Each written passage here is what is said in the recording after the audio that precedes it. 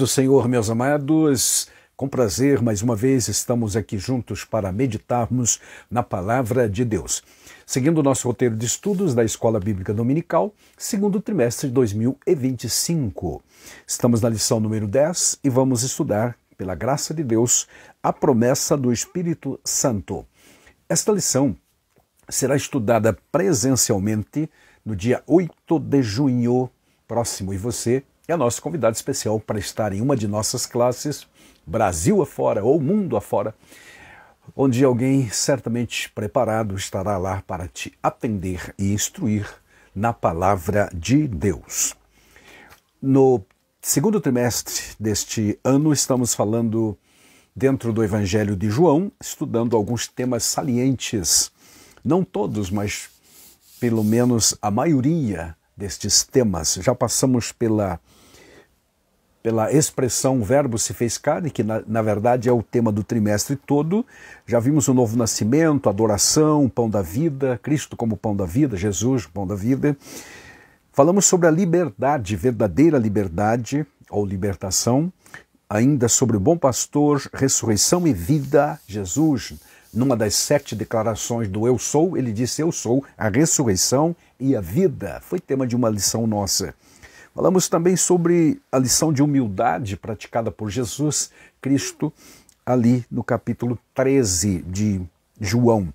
Ainda o caminho, a verdade e a vida, que estudamos na lição passada. Foi exatamente esse o tema que nós abordamos na lição número 9. Então, aliás, amados, vamos falar do Espírito Santo, mais propriamente sobre a promessa do Espírito Santo. Lembrando que ainda teremos mais 3 lições neste trimestre. Falaremos sobre a oração intercessória de Jesus, do julgamento à ressurreição, o ato da prisão de Cristo e também da renovação da esperança no final do trimestre, se Jesus não voltar e Deus nos abençoar.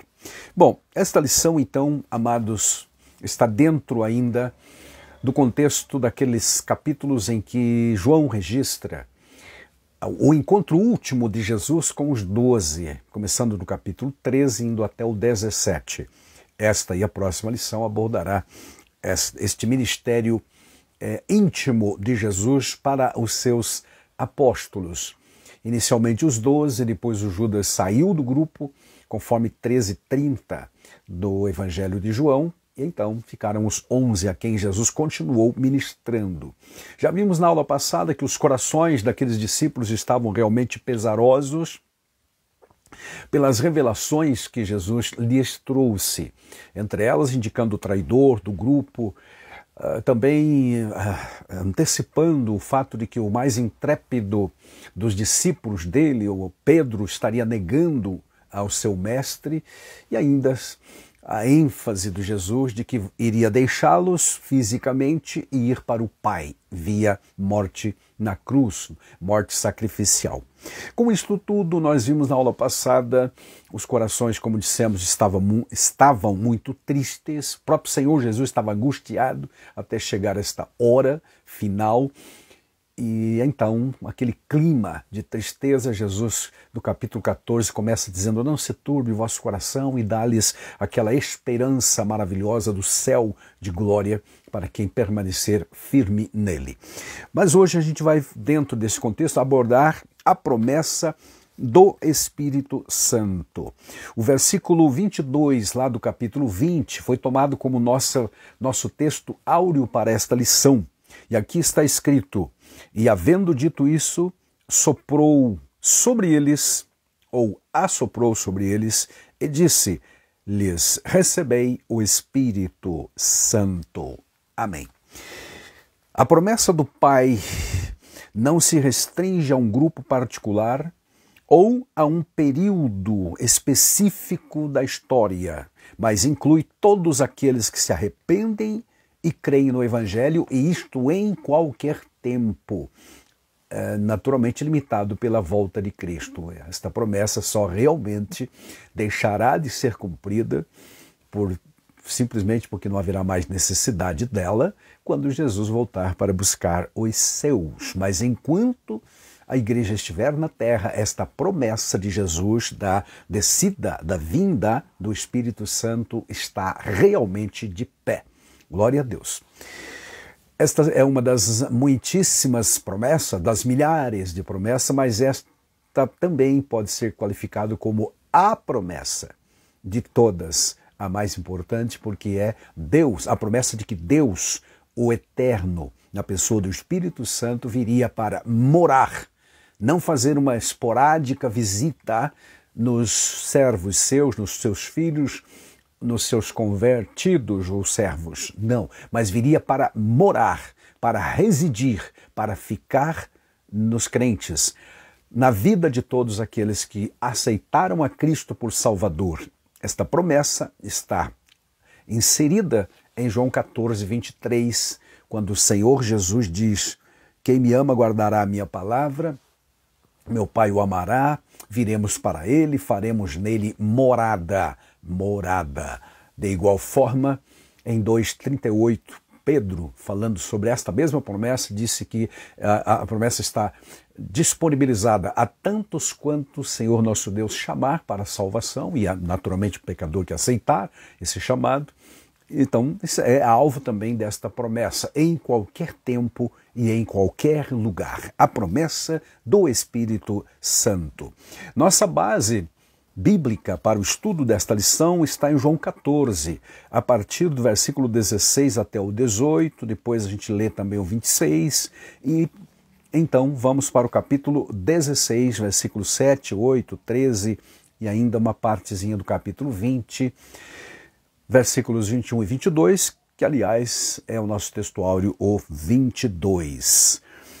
O 16, versículo 16 do capítulo 14, é o primeiro momento em que Jesus refere-se à promessa do Espírito Santo. Agora, nós não podemos, naturalmente, ignorar o versículo anterior, que é o 15 de João 14, que diz: se me amais, guardareis os meus mandamentos. E aí vem então o versículo 16. E eu rogarei ao Pai, e ele vos dará outro Consolador. Glória a Deus. A fim de que fique convosco para sempre, a fim de que esteja convosco para sempre. Aí o versículo 17. O Espírito da verdade, que o mundo não pode receber ou não pode entender, porque não vê nem o conhece, mas vós o conheceis, porque ele habita convosco e estará em vós. O 18 diz: não vos deixarei órfãos, voltarei para vós outros. Uma promessa do Senhor Jesus. De que forma ele voltaria? De forma, naturalmente, na pessoa do Espírito Santo. Glória a Deus. Esta promessa de Jesus, dizendo para os discípulos: voltarei, não vos deixarei órfãos, se cumpriu quando o Espírito Santo veio. E é essa promessa da vinda do Espírito Santo para morar na igreja, habitar na igreja, capacitar os crentes, é que consiste exatamente naquilo que chamamos de a promessa. Não uma das muitas só, mas a promessa do Espírito Santo. Glória a Deus. Louvado seja o Senhor. Nós temos ainda o versículo 26 sugerido como leitura, que diz: mas aquele Consolador, o Espírito Santo, que o Pai enviará em meu nome, ou seja, nas condições que eu ganhei, está dizendo Jesus, no meu nome, ele vos ensinará todas as coisas e vos fará lembrar de tudo quanto vos tenho dito. Duas coisas são interessantes destacar neste versículo. Primeiro, vos ensinará todas as coisas que não houve tempo ou não houve condições do Senhor Jesus ensinar-lhes pessoalmente. Ele mesmo vai dizer logo adiante no capítulo 16 que os corações deles estavam muito tristes e que eles não podiam suportar. Literalmente Jesus diz: eu tenho muito que vos falar, mas vocês não podem agora suportar. Por quê? Estavam tristes demais para entender alguma complexidade ou um ensino doutrinário ou uma promessa mesmo, uma revelação mais extensa sobre a obra do Espírito Santo. Então Jesus deixou a cargo do Espírito Santo que viria. Aleluia. Uma das verdades que a gente aprende no versículo 26. Ele vos ensinará todas as coisas. É a primeira declaração que eu percebo aqui, destaco. É só lembrar então que os escritores do Novo Testamento e das epístolas só colocaram em forma escrita esta mensagem de Jesus, ao menos, meus amados, 20 anos depois, no mínimo, 20 anos, 17, 18 anos a 20, tá certo? No mínimo 17, desculpe, tá? Por aí. Se considerarmos que alguns escritos, como os de Paulo e o Evangelho de Marcos, foi escrito em torno do ano 49, portanto, de 33 para 49, você vai ter aí pelo menos 17 anos, no mínimo. Tá? Depois é que eles escreveram alguma coisa. Então, cumpre-se a segunda parte do versículo 26, que diz: Ele vos fará lembrar de tudo o que vos tenho dito. Aleluia! Embora em alguns filmes você veja os apóstolos, especialmente o João, com um caderninho, ou quem sabe o Mateus, eu não sei, né? Um deles com um caderninho anotando ali, à guisa de um moderno repórter, já há alguns anos faziam isso, né? Anotando enquanto uma celebridade estava falando. Tem isso em alguns filmes de cunho evangélico. Na verdade, a Bíblia não diz nada disso, não diz que os apóstolos estavam escrevendo enquanto Jesus falava para preservar o que ele falou. Se isso aconteceu, pelo menos não está registrado na Bíblia. E o que você viu em filmes como alguns que estão passando agora na mídia, amados, é uma dedução, porque na Bíblia não está escrito. O que está escrito aqui é que o Espírito Santo os faria lembrar de tudo o que Jesus falou. E a primeira parte vai se cumprir, por exemplo, nas revelações dos apóstolos, do Paulo, do Pedro, do Tiago, que escreveram epístolas, o Judas, também são verdades explanadoras, ou explanação do Evangelho, explicação daquilo que é o Evangelho de Cristo, a vida cristã de forma geral. Então, o Paulo, aliás, deixa isto muito claro, em Gálatas 1:11, 1:12, ele diz que não recebeu o evangelho que pregava e ensinava de homem algum, mas diretamente por revelação. E quem trouxe essa revelação? O Espírito Santo. Então são novas verdades que foram reveladas a Paulo de uma forma abrangente. Escreveu 13 epístolas, por exemplo, mas também para Pedro. Pedro tem tem 2 epístolas, e na segunda carta ele escreve realmente umas coisas profundíssimas ali a respeito da manifestação de Cristo na sua volta, por exemplo. Capítulo 3, versículos 10 a seguir. Então, amados, esse versículo 26 é muito profético nesse aspecto, com certeza, tá? Bom, o texto que nos é sugerido para a base da lição ainda é o capítulo 16 também, versículo 7, que diz: Todavia digo-vos a verdade, que vos convém que eu vá. Vá aonde? Ao céu, via sacrifício na cruz do Calvário. Porque se eu não for, o Consolador não virá a vós, mas se eu for, vô-lo enviar-vos-ei. Tá? E 8, e quando ele, então, o Espírito Santo, vier, ele convencerá o mundo do pecado, da justiça e do juízo. Certo, amados? Aqui está o aspecto da regeneração, do novo nascimento, da conversão dos pecadores. É o Espírito Santo que convence o homem do pecado, da justiça e do juízo.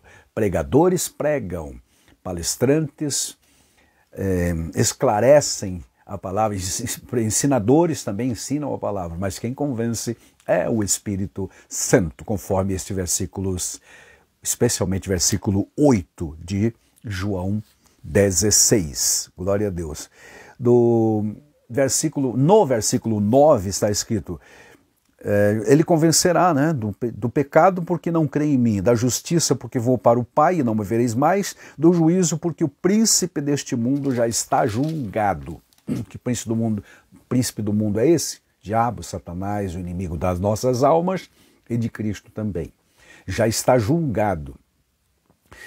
Ele efetivamente não está preso, não foi efetivado ainda a sua prisão, mas o julgamento já está declarado, sua condenação já está declarada. Tá?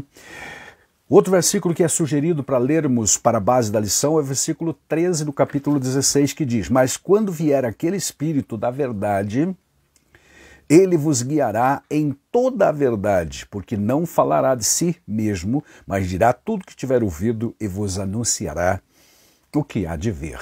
Mais uma vez se cumpre o que acabamos de dizer, o Espírito Santo estaria guiando os crentes de forma geral, e muito especialmente aquele grupo de crentes ali, porque alguns deles se tornariam escritores dos evangelhos, e também, no caso, Mateus, por exemplo, que estava no grupo ali, e o João, que escreveram evangelhos. E Paulo, que virá se converter depois, considerado apóstolo também, recebendo então as revelações novas a respeito de Deus, do céu, da vida eterna, da doutrina, da vida cristã, como vivê-la.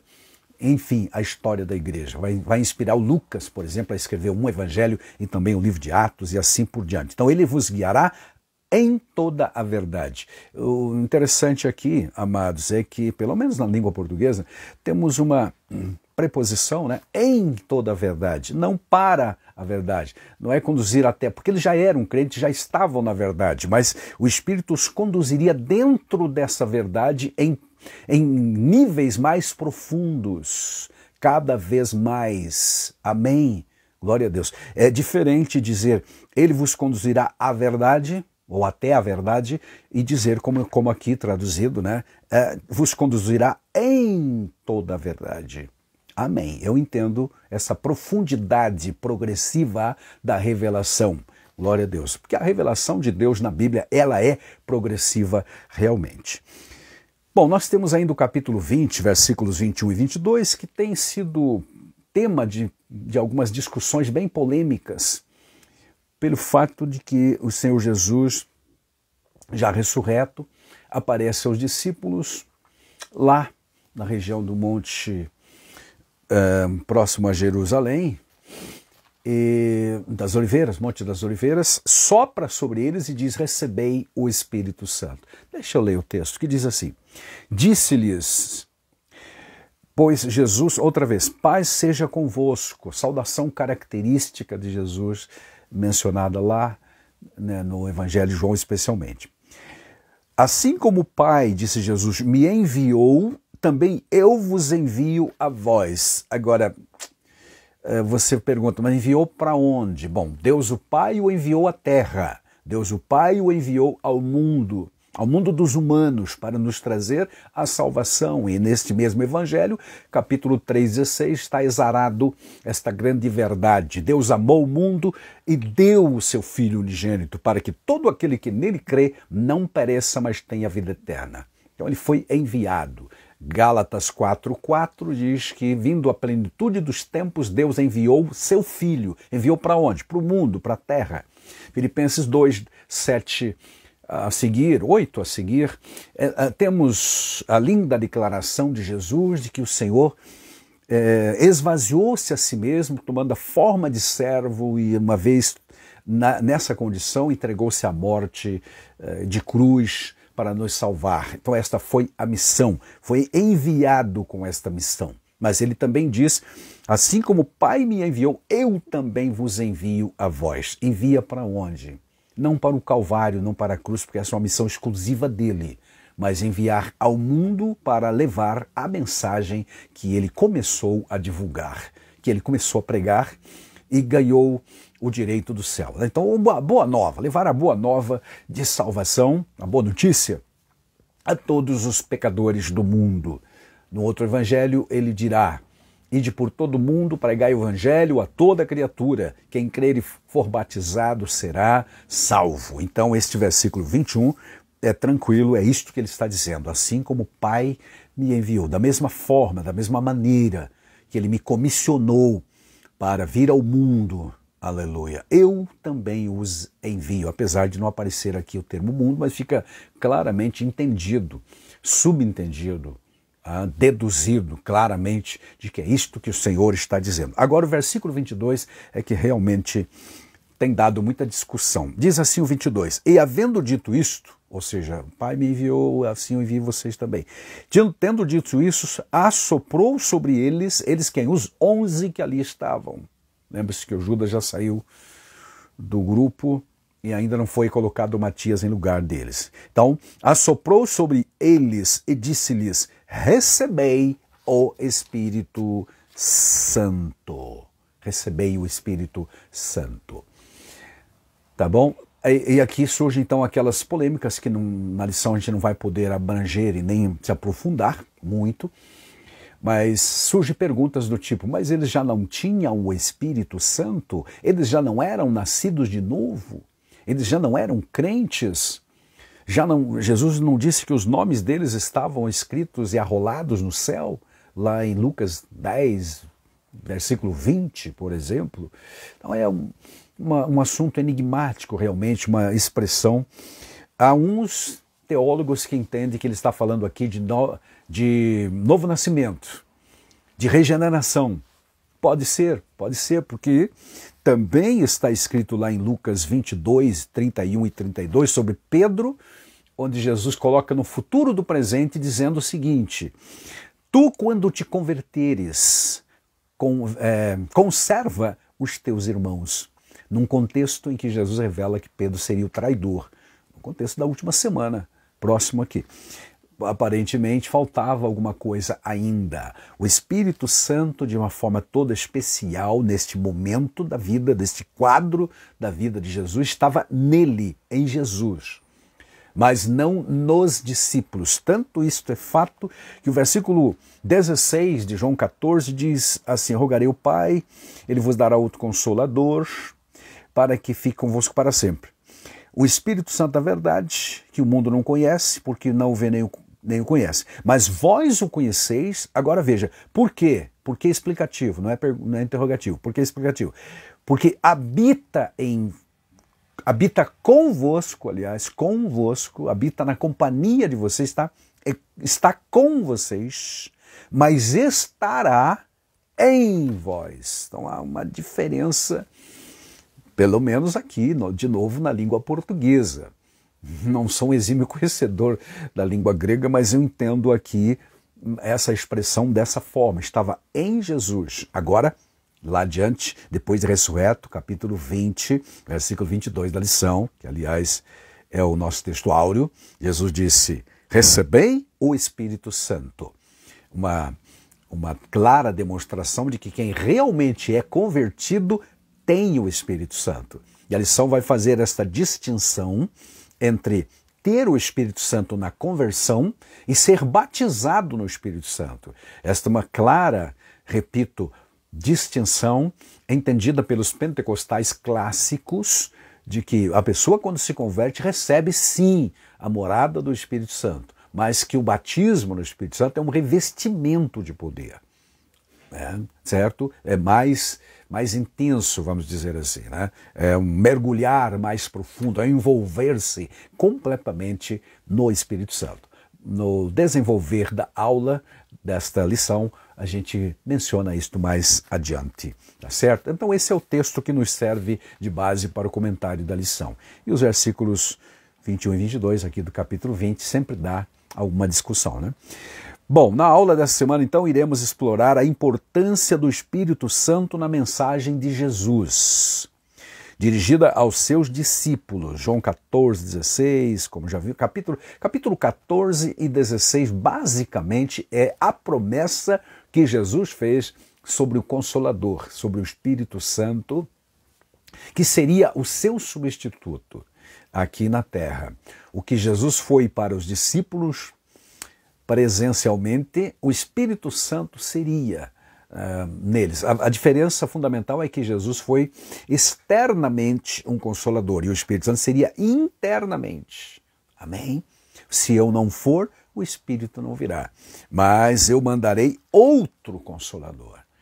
outro Consolador. Quando ele diz outro, usando um pronome aqui, ele está dizendo que ele estava sendo o Consolador para eles, tanto é que ele começa com João 14 dizendo, não se turbe o vosso coração, crede em Deus, crede também. Então, consolando os seus discípulos com a esperança do céu, que é mencionado na primeira parte do João 14 que estudamos na aula passada. Então, quando ele promete o Consolador que viria a substituí-lo, exatamente nesse aspecto de outro, e um outro semelhante a ele. De igual forma, a palavra grega allos, vai ser explicado mais adiante aqui na lição, significa isso, né? Um outro da mesma qualidade. Porque existe um outro termo grego que é heteros, que seria outro diferente. Não, o Espírito Santo não é diferente, ele tem a mesma natureza, ele é divino, tanto quanto Jesus também, faz parte da Trindade Santa. Portanto, veio para substituir. E outra coisa interessantíssima, amados, é que para substituir uma pessoa, somente outra pessoa, pelo menos naquele contexto lá dos tempos antigos. Você vai dizer, não, hoje a gente pode... E o mundo da tecnologia está substituindo pessoas por máquinas, por computadores, por robôs computadorizados e assim por diante. Isso é fato. Mas lá, naquele primeiro século, quando Jesus disse essas palavras aqui, outro Consolador, se eu for, eu enviarei outro Consolador para substituir uma pessoa, repito, naqueles tempos, e até bem pouco tempo, somente uma outra pessoa. Amém? Então, uma empresa que mandasse um funcionário embora teria que contratar outro para repor a vaga. Hoje, muitos estão sendo dispensados porque máquinas estão substituindo, mas não vivemos. Nesse período bíblico não havia essa tecnologia avançada que nós convivemos com ela hoje. Entendeu? Então, o outro aqui também tem esta conotação, eu acredito, e nós precisamos entender. Para substituir alguém, só outro alguém. Consequentemente, o Espírito Santo é uma pessoa, não uma força etérea impessoal. Ele é uma pessoa, porque a Bíblia vai atribuir a ele as características de pessoa, usando pronomes pessoais, falando até mesmo dos sentimentos. Por exemplo, Efésios 4:30 diz que não é para entristecer o Espírito Santo. Uma pessoa. Você não pode entristecer uma força, uma energia cósmica ou elétrica. Não, mas uma pessoa. Então o Espírito Santo realmente é uma pessoa. Amém. Amém, né? Glória a Deus. Aleluia. Então, repetindo, nessa lição vamos analisar os dois elementos significativos, duas grandes verdades. Em primeiro lugar, a afirmação de Jesus aos seus discípulos de que eles receberiam o Espírito Santo. Glória a Deus. E também estabeleceremos uma ligação entre a visão regeneradora, melhor dizendo, da promessa do Espírito Santo. Em 16 e 8 que nós vimos agora mesmo, né? O Espírito Santo é que convence o pecador do pecado, da justiça e do juízo. Do pecado porque não crê em mim, do juízo porque vou para o meu Pai e não me vereis mais, e do juízo porque o príncipe deste mundo já está julgado. Justiça, né? Porque vou para o Pai. Ok. A lição está estruturada, meus amados, para efeitos didáticos, em 3 tópicos. O primeiro fala da promessa do Pai.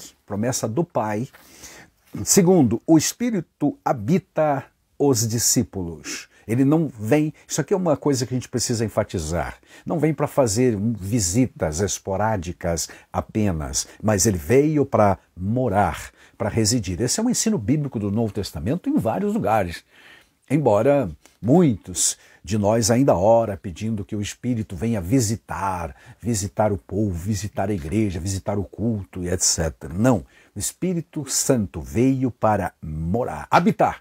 Atenção também, habitar crentes, as pessoas, não lugares. Jamais, né? Nem em Atos capítulo 2 o Espírito veio encher templos ou lugares, ele veio para encher pessoas. Todos ficaram cheios do Espírito Santo. Certo? Lá no Pentecostes, é bom lembrar, capítulo 2, a Bíblia diz que o que encheu o lugar foi o som, aleluia, como de um vento impetuoso. Nem foi o vento, tá? Foi um som que encheu a casa. Mas isso a gente vê na sequência. Então esse é o ponto 2, né? O Espírito habita os discípulos. E o tópico 3 da lição, a promessa do Pai no dia de Pentecostes. A promessa se cumprindo no dia de Pentecostes. Voltamos então ao tópico número 1 da lição, para falarmos sobre Jesus enviará o Consolador. Por que enviará? Por que está no futuro? Nós estamos estudando João antes da crucificação, antes da glorificação de Cristo. Ele ainda está a caminho, digamos assim, do Calvário. Está no capítulo, está reunido, melhor, recluso com os seus 12 e depois com os 11 apóstolos, ali, capítulo 13, 14, 15, 16 e 17. É bom dizer de novo, quando você lê o Evangelho de João, observe, até o capítulo 12 é ministério público de Jesus, onde ele está pregando na beira do mar, na praia, portanto, nos montes, nas praças, nas ruas, em todo lugar, no átrio do templo, e assim ao povo, de forma geral, os judeus, os gentios, a todo mundo. Mas do capítulo 13 a seguir até o 17, ele se recolhe com os seus 12 e depois, a partir de 13:30, só com os 11, porque o Judas sai do grupo. Então Jesus enviará o Consolador. No Evangelho de João, capítulo 14, então nós lemos: Ele vos dará outro Consolador. Outro Consolador. Este Consolador é o Espírito Santo, que habita convosco e estará em vós. Já fizemos destaque deste versículo 17 com a diferenciação entre habitar com e estar em. Habitar, por que habita convosco? Estava em Jesus, habitando em Jesus, o Espírito Santo, desde o batismo, lembra? De João Batista, que o batizou Jesus, lá registrado nos evangelhos, e Mateus é um deles que registrou no capítulo 3, a descida do Espírito Santo sobre Jesus. Mas estará em vós, estará dentro de vós. Isso é o ensino do versículo 17. No capítulo 16 é mencionado quando o Consolador convencerá o mundo do pecado, da justiça e do juízo, esse aspecto então regenerativo, ou seja, de conversão, evidenciando naturalmente a atuação regeneradora do Espírito Santo, a terceira pessoa da Trindade. A gente diz terceira pessoa, uma forma, maneira de se pronunciar, não significa que o Pai é maior, que não existe hierarquia na Trindade Divina. Apenas para um efeito didático é que nós chamamos de terceira pessoa, tá bom? Só por isso. O Consolador, a lição vai ampliar um pouco. A palavra grega traduzida como Consolador para o português é o termo parácletos. Você já deve ter ouvido falar, claro que sim, né? E tem vários significados. É uma daquelas palavras bíblicas que são polissêmicas, traz vários significados. Pode ser entendido como alguém chamado para ajudar, para encorajar, para interceder, para auxiliar, para defender. Certo? Assim, um parácletos assemelha-se a um amigo que desempenha um papel de ajudador, de aconselhamento, um verdadeiro papel de um advogado, ou então, como usa o termo aqui o pastor Elianai Cabral, um consultor especial. Pessoal, consultor pessoal. Um personal. Trainee, ou seja, ele veio para treinar individualmente, para ajudar, atenção, individualmente. Não é só coletivamente quando estamos reunidos lá na congregação, mas individualmente, dia a dia, diariamente, podemos naturalmente receber, se estivermos em plena comunhão com Deus, essa orientação do Espírito Santo. Aleluia. Estou me recordando de Romanos 8,16, onde a Bíblia diz que o Espírito de Deus testifica, né? Testifica com o nosso Espírito, somos filhos de Deus. Também Gálatas 5,16 a seguir, que fala desse direcionamento, da orientação do Espírito Santo. Então, são alguns dos significados da palavra Paráclitos, aquele que vem para ajudar, consolar e socorrer também, por que não? Tá? A expressão outro consolador, que a gente já viu lá, já leu, no capítulo 14, versículo 16, é uma referência ao Espírito Santo. Como já destacamos, só poderia ou só podia substituir uma pessoa, outra pessoa. O Espírito Santo, portanto, é uma pessoa. E o outro ali, como também já dissemos e reforçamos agora, é um termo do grego, e o autor coloca aqui, é o allos, que significa outro de mesma qualidade, de mesma essência. Aleluia. Outro exatamente igual, não diferente, porque se fosse diferente, o autor usaria uma outra palavra grega que é o heteros. Heteros é algo diferente, seria alguém de qualidade diferente. Não, é allos, ele é igual, ele é Deus, ele é divino. O Espírito Santo é Deus, assim como Jesus, faz parte da Trindade. E como já dissemos, apesar de chamá-lo de terceira pessoa, não significa que ele é menorzinho, né? Não, ele é Deus, 100%. Amém? Que tal? Glória a Deus, né? Crentes em Jesus devem alegrar-se por ter Deus morando no seu coração. Glória ao Senhor. Se você continuar lendo aqui o capítulo 14, chegará no versículo 23, onde Jesus promete: aquele que me ama guardará a minha palavra, meu Pai o amará, viremos para ele e faremos nele morada. Glória a Deus. Se alguém me ama, guardará a minha palavra, meu Pai o amará, viremos para ele e faremos nele morada. Conferindo aqui, né? É exatamente isso. Versículo 23 de João 14. O Consolador. Ainda, não vos deixarei órfãos, é uma expressão que o Senhor usou aqui no versículo 18, que nós acabamos de ler. A palavra grega, diz o nosso comentador da lição, para órfãos é orfanos. Quando Jesus morreu, ou seja, dá o sentido de não vos deixarei abandonado, desamparado, sem assistência. Enviarei o Consolador. Quando Jesus morreu, os discípulos sentiram-se realmente orfanados, acostumados a estar com o Senhor. Tanto é que quando Jesus revelou que ia morrer, que ia deixá-los, eles ficaram tristes, abatidos, angustiados, sem saber exatamente para onde e quem lideraria o grupo. A gente viu isso na aula passada. Mas Jesus garante para eles: não vos deixarei órfãos, voltarei para vós. Agora, voltaria como? Voltarei, exatamente versículo 18. Não vos deixarei órfãos, voltarei para vós outros. Como? De que forma? De que maneira? Hoje nós sabemos que é no Espírito Santo, na pessoa do Espírito Santo. Então Jesus voltou para aqueles discípulos. Não é a segunda volta de Cristo.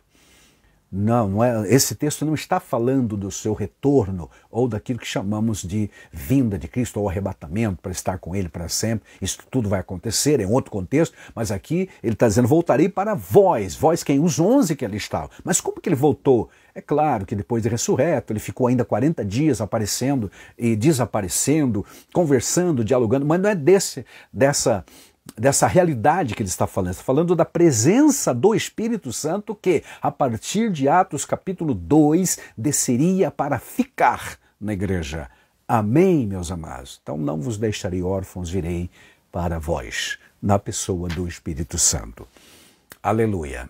Por extensão, meus amados, é bom lembrar que todo crente convicto costuma dizer que tem Jesus no coração. E aí eu pergunto, ele está morando, é ele que está morando no seu coração, mas como é que Estevão viu ele lá no céu, em Atos capítulo 7? Naturalmente, não há contradição alguma.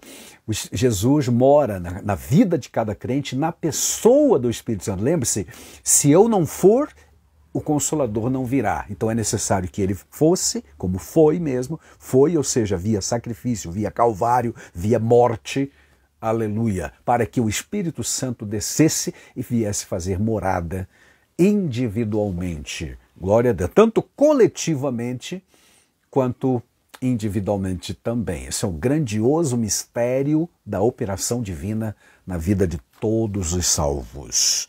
Aleluia. Deve ter sido difícil aceitar o fato de que o Senhor, o Cristo de Deus, o Eterno, estava para morrer, como realmente e efetivamente morreu. Então os discípulos ficaram abatidos, tristes, mas ao terceiro dia, naturalmente, ele ressuscitou e assim, amados, ele se apresentou para eles, garantindo, reafirmando as promessas de que o Consolador viria. Tanto que é que ele vai dizer, por exemplo, registrado por Lucas 24:49, ficai na cidade até que do alto sejais revestidos de poder, que é o batismo com o Espírito Santo também. Bom, nesta relação pessoal entre Jesus e os seus, nosso Senhor garantia que eles nunca ficariam órfãos, quer dizer, nunca desamparados, nunca desprezados ou desassistidos, porque o Espírito Santo viria a ajudá-los. Aleluia. Viria, veio e está. Glória a Deus. Na igreja, cada crente. Este é o tópico 1, falando então da promessa do Pai. A Bíblia, quando fala da promessa do Espírito Santo, fala realmente, atribui ao Pai essa promessa. Tá certo? A promessa do Pai.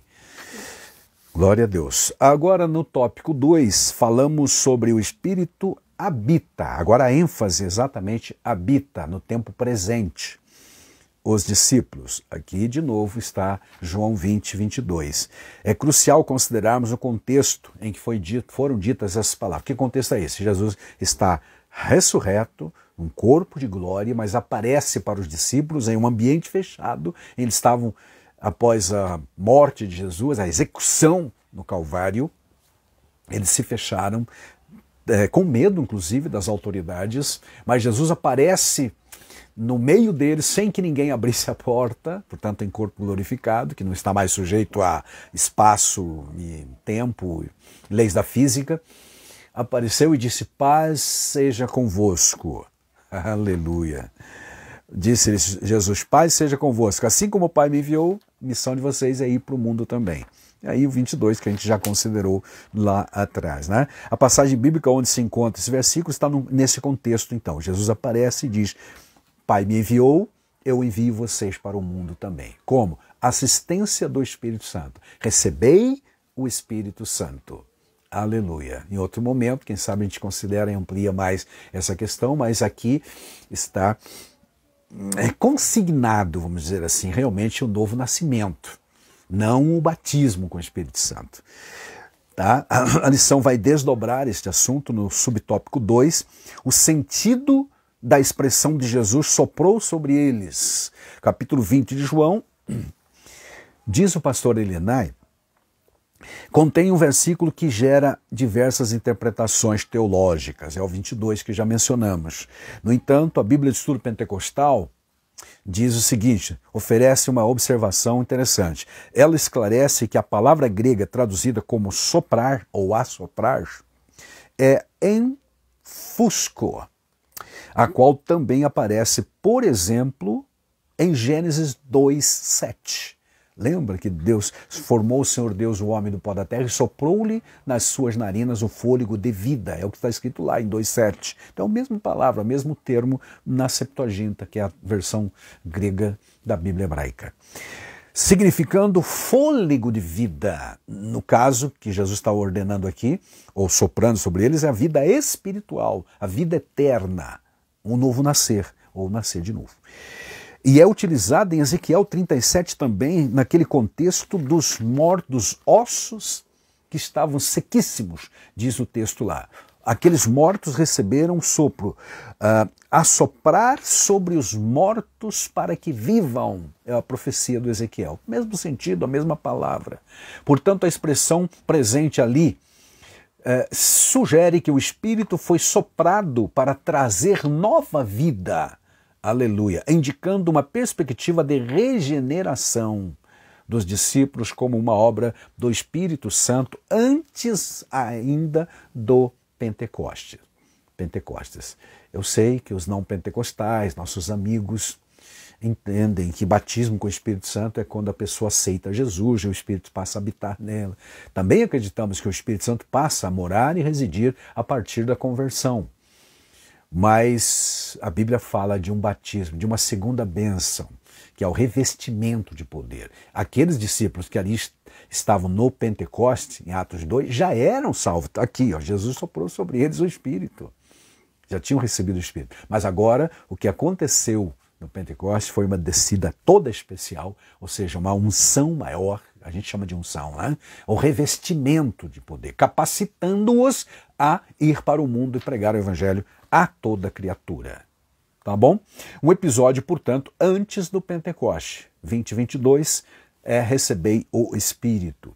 Soprou sobre eles. A partir desse ponto, os discípulos tornaram-se nova criação, nova criatura, completamente regenerados e orientados e governados pelo Espírito. Glória a Deus.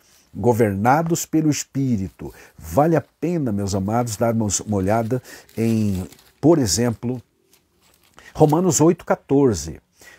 Vários versículos deste capítulo é importante sobre a obra do Espírito Santo. Mas vejam o 14 aqui. Pois todos os que são guiados pelo Espírito de Deus são filhos de Deus. Aleluia. E mais adiante, o versículo 16, que já fizemos menção no início, o próprio Espírito testifica com o nosso espírito humano que nós somos filhos de Deus. Então, é o Espírito Santo que gerou vida. Aleluia. Lembrando novamente, quando Jesus revelou que Pedro seria o traidor, lá no episódio em que ele disse, não, eu vou contigo até a morte, Jesus disse, hoje mesmo tu vais me negar 3 vezes antes que o galo cante. Lá em Lucas 22, 31 e 32, Jesus conclui dizendo, Pedro, quando te converteres, futuro, Pedro ainda não estava convertido, não tinha nascido de novo completamente, estava acompanhando Jesus 3 anos. Aliás, tem pessoas que estão na igreja há muito tempo e ainda não estão convertidas também, né? Você deve conhecer alguém, deve saber por experiência, não há fruto. A gente não pode julgar naturalmente vida de ninguém, pessoa, mas a Bíblia diz também que pelos frutos se conhece a árvore, né? Então, os frutos de uma vida convertida a Deus são claros, são patentes. Quando Barnabé chegou lá em Antioquia, por exemplo, a Bíblia diz que ele viu a graça de Deus. Como viu a graça de Deus? Viu o resultado da graça de Deus na vida das pessoas. Muda. 1 Coríntios 5,17 diz que uma pessoa convertida é uma nova criatura e que as coisas velhas já passaram, tudo se fez novo. Amém?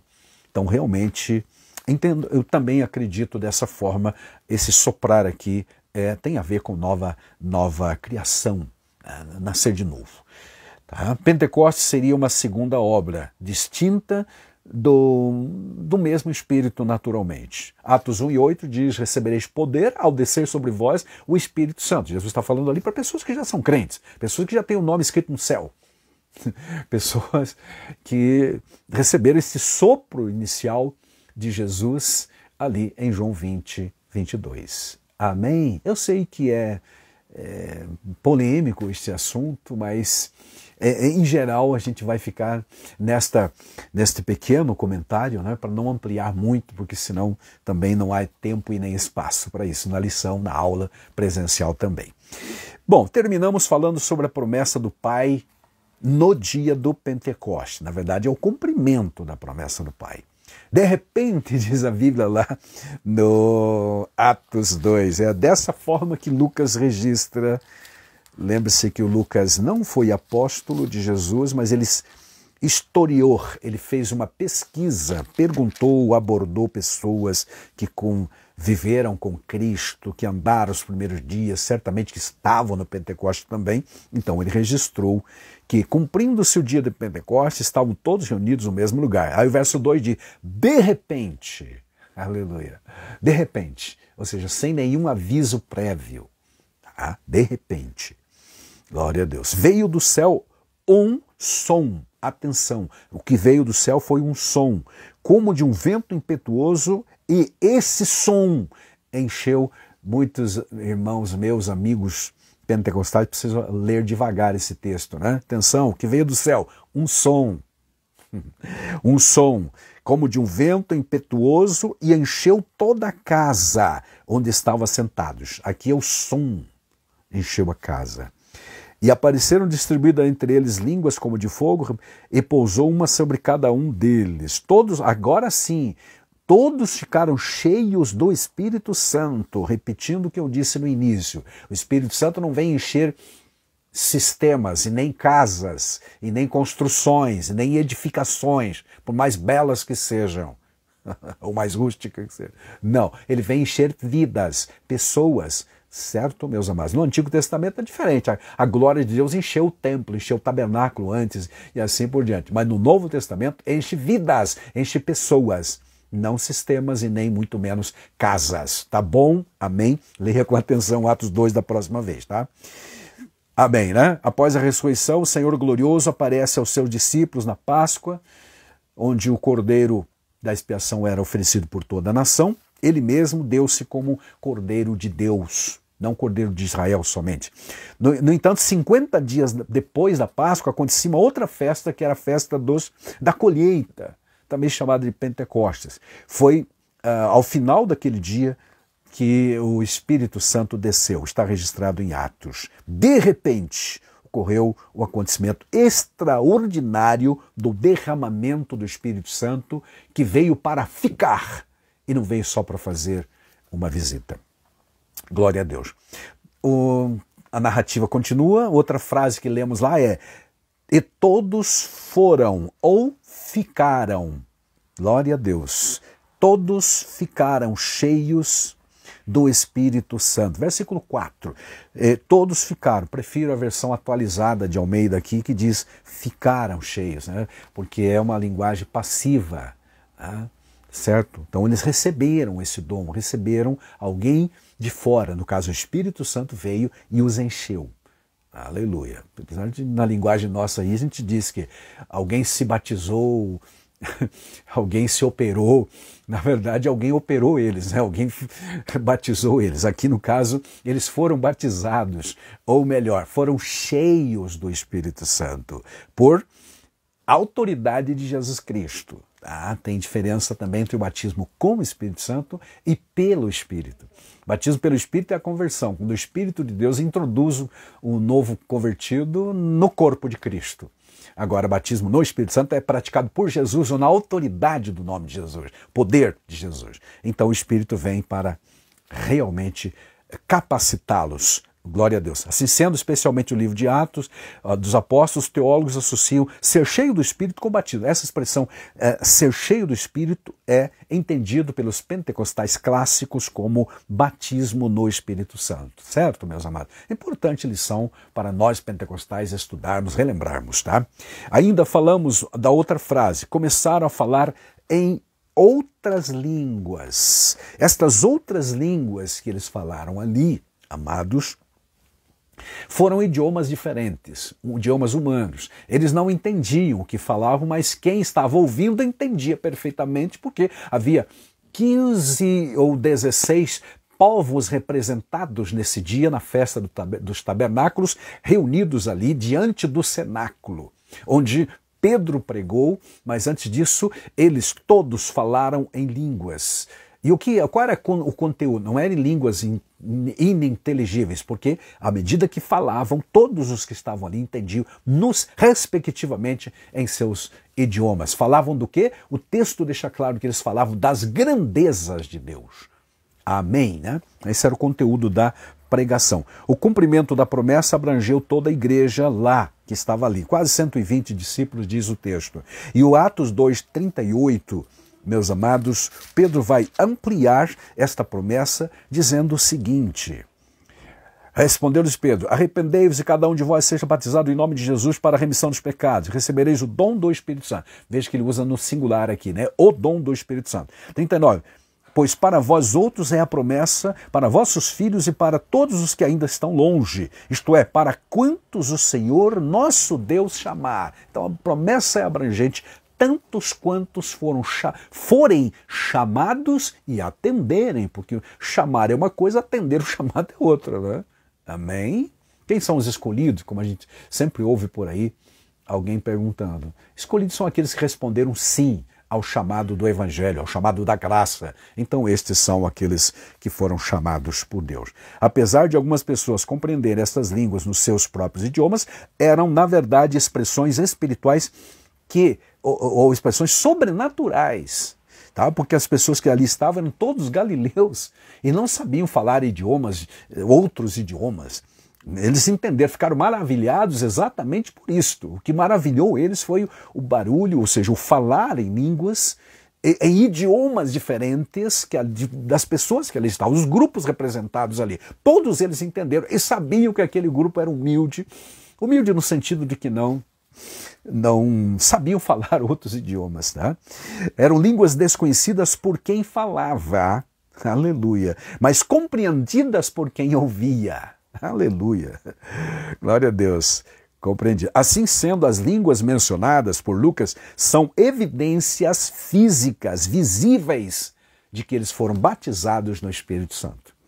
E por que nós pentecostais insistimos nessa tese de que o batismo com o Espírito Santo tem a evidência inicial, como dizem aí as nossas literaturas, inclusive a nossa declaração de fé assembleiana?